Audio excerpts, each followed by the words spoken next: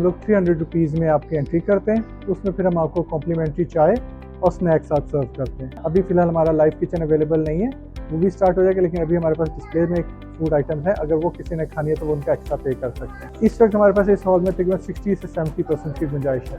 Response बहुत positive है लोगों का, लोग बहुत अप्रिशिएट कर रहे हैं इसको। एग्जाम्पल लाहौर CIP लाउंज है, आप वो भी विजिट करें। उसको 4-5 महीने हो गए, अगर उसमें आपको कोई चीज़ कमी नज़र आ रही हो तो फिर हमें बताएं।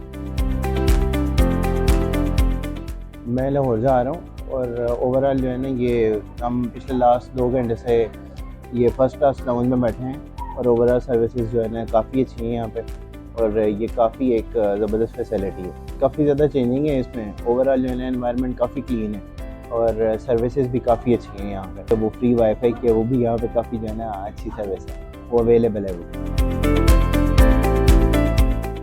एक तो इन्होंने स्टेयर लगाई हैं, जैसे वो फ़ायदेमंद था, और दूसरे है कि जो रेस्ट रूम बनाए हैं पहले बहुत ही ख़राब थे, अब आए आदमी बैठ सकता है कुछ देर, गाड़ी ट्रेन लेट हो तो उसमें है कि आदमी स्टे कर सकता है।